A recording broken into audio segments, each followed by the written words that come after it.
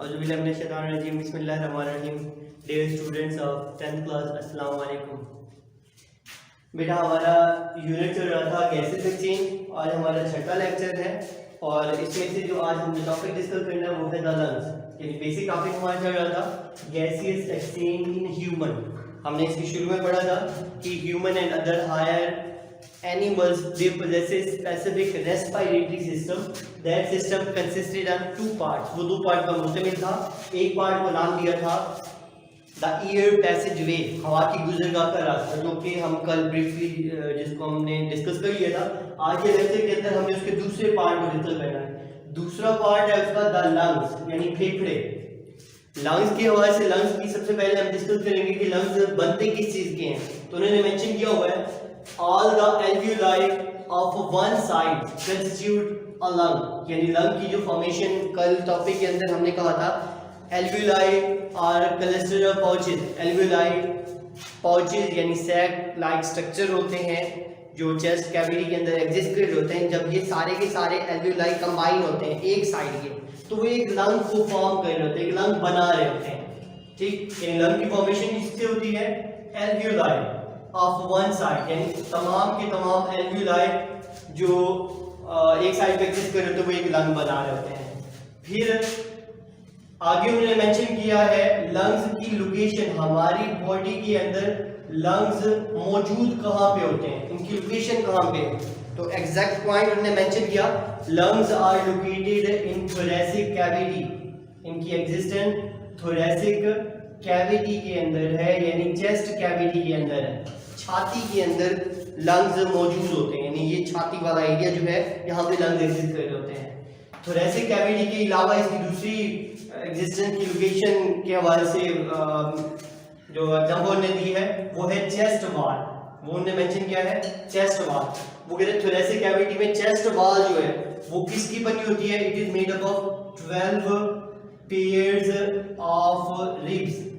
ये पसलियों के 12 जोड़ों से मिलकर बनी होती है। सिर्फ रिब्स ही नहीं बल्कि इसके साथ वो कहते हैं रिब मसल, और इसके साथ साथ रिब मसल्स भी इन्वॉल्व होते हैं। उन रिब मसल्स को नाम देते हैं इंटरकॉस्टल मसल्स। वो इंटरकॉस्टल मसल्स कहला रहे होते हैं। ठीक, यानी ये दो चीजें मिलकर 12 जोड़े पसलियों के और रिब के मसल, जिनको इंटरकॉस्टल मसल्स का नाम दे देते हैं, ये दोनों कंबाइन होकर चेस्ट वॉल की फॉर्मेशन कर रहे होते हैं, यानी सीने की दीवार बनाते हैं, which protect from upper surface of the lungs. उसके बाद वो कहते हैं बिलो द लंग्स। ये लंग्स है, इनके नीचे यहाँ पे इस लोअर एरिया में there is a thick muscular structure known as diaphragm. एक मोटा मस्कुलर स्ट्रक्चर होता है, एक मोटी मस्कुलर साफ्ट होती है, उस साफ्ट को नाम दिया डायाफ्राम। ये कहाँ पे होती है? इट लोकेटेड बिलो, यानी यहाँ पे क्या होता है? डायाफ्राम एग्जिस्ट कर रहा होता है। डायाफ्राम इज एग्जिस्टेड हियर, यानी बिलो द लंग्स, लंग्स के नीचे होता है।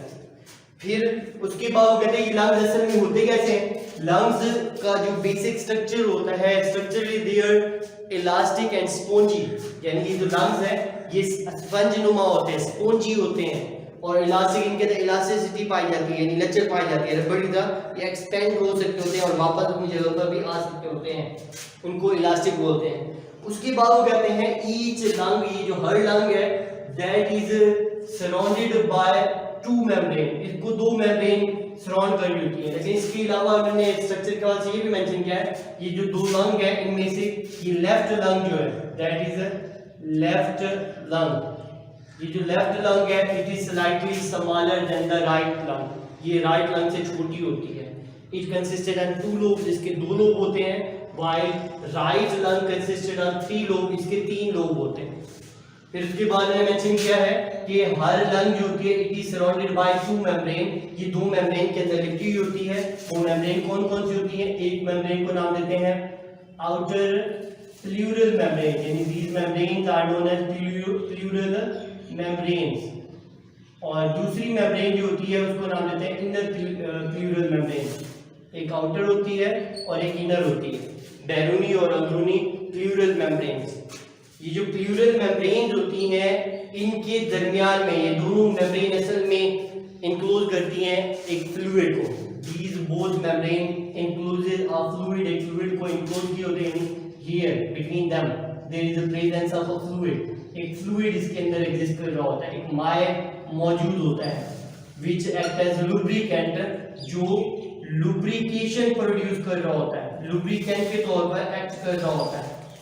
ठीक है, यानी इसका काम क्या होता है, it protect lungs during free expansion and contraction during the process of gases exchange. जब ब्रीथिंग का प्रोसेस हो रहा होता है, सांस लिया और बाहर निकाला जा रहा होता है, उस दौरान लंग्स को एक्सपेंड होना और कंट्रैक्ट होने के दौरान ये रगड़ की कुव्वत से, फ्रिक्शन से बचा रहा होता है।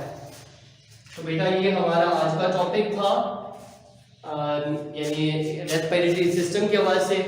कल एक नए टॉपिक के साथ इंशाल्लाह मुलाकात होगी। फिर हमारे